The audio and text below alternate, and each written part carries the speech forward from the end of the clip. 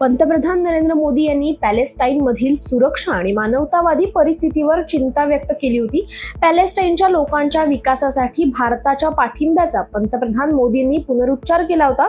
दुसरीकडे संयुक्त राष्ट्र महासभेत भारताने इस्रायलच्या विरोधात आणलेल्या ठरावाच्या बाजूने मतदान केलंय. अशातच पंतप्रधान मोदींच्या वक्तव्यावर पॅलेस्टाईनने प्रतिक्रिया दिली.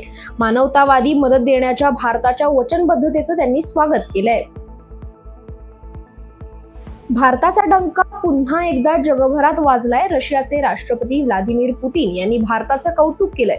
पुतीन यांनी भारतीय आर्थिक उपक्रमांचं विशेष म्हणजे पंतप्रधान मोदी यांच्या नेतृत्वाखाली असलेल्या मेक इन इंडिया या उपक्रमाचं कौतुक केलंय. पुतीन यांचा भारताच्या लघु उद्योगांसाठी तसेच मध्यम उद्योगांसाठी स्थिर परिस्थिती निर्माण करण्याच्या भारताच्या प्रयत्नांची प्रशंसा केली आहे.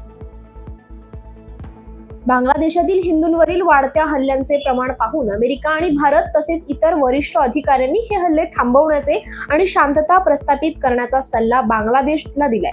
दरम्यान बांगलादेशातील हिंदूंवर होणाऱ्या हल्ल्यांबाबत आणि भारताशी संबंधाबाबत बांगलादेशच्या अंतरिम सरकारचे प्रमुख सल्लागार मोहम्मद युनूस यांचे प्रमुख सचिव शफीकुल आलम यांनी महत्त्वपूर्ण विधान केलंय.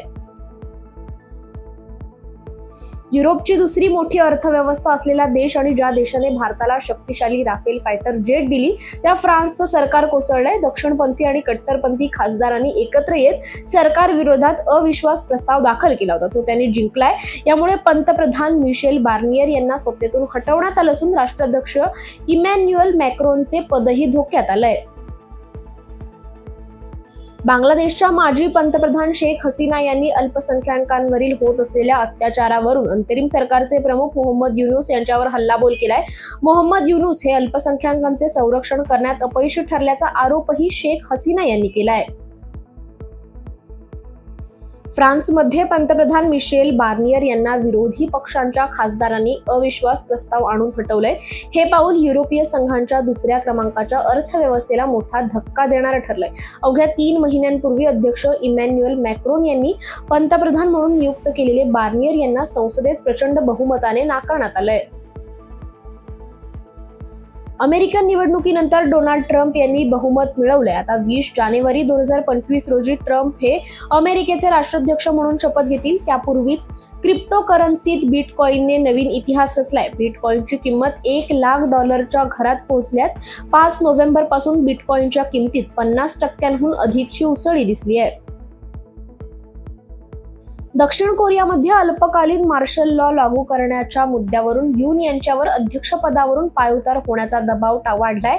मार्शल लॉमुळे सैनिकांनी संसदेला घेराव घातलाय. यामुळे देशभरात लोक रस्त्यावर उतरल्याने अराजक निर्माण झालं होतं. यातच संसदेत 190 खासदारांनी सर्वसंमतीने मार्शल लॉ उठवण्याच्या बाजूने मतदान केलंय. यानंतर यून यांना मार्शल लॉ मागे घ्यावा लागला असून त्यांची खुर्ची डळमळीत झालेली पाहायला मिळतेय.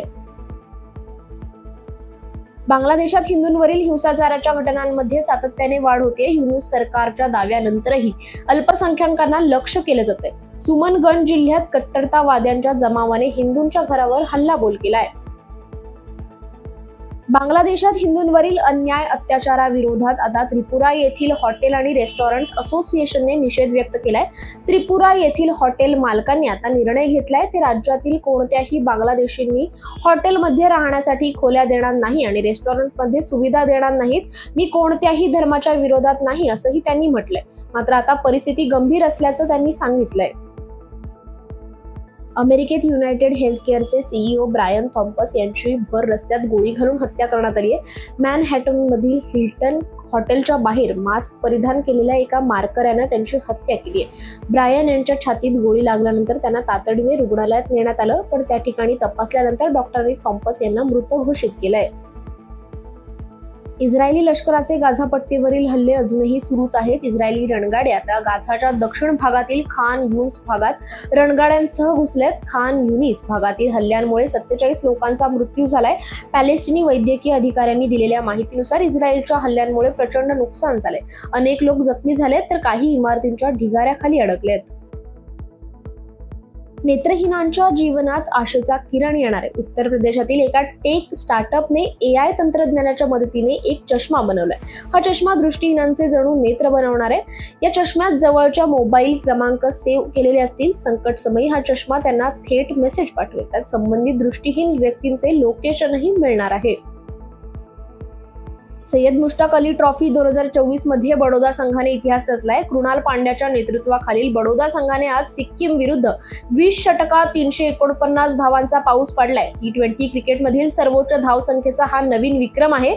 यासह हा संघ सय्यद मुश्ताक अली ट्रॉफीमध्ये 300हून अधिक धावा करणारा पहिला संघ ठरलाय. अल्लू अर्जुनच्या पुष्पा 2 या चित्रपटाच्या घोषणेनंतर चाहत्यांमध्ये त्याची मोठी क्रेज दिसून आली. ट्रेलर रिलीज आणि मध्येच येणारे त्याचे पोस्टर्स यामुळे चित्रपटाची उत्सुकता आणखीनच वाढली होती. आता अखेर आज चित्रपटगृहात प्रदर्शित झालाय. सकाळपासूनच चित्रपटगृहांमध्ये मोठी गर्दी दिसून आली आहे. हैदराबादमध्ये रिलीज होण्याच्या एक दिवस आधी या चित्रपटाचं स्क्रीनिंग आयोजित करण्यात आलं होतं. अल्लू अर्जुनला पाहण्यासाठी अचानक चेंगराचेंगरी झाली. त्यात एका महिलेचा मृत्यू झालाय तर 2 जण जखमी झालेत.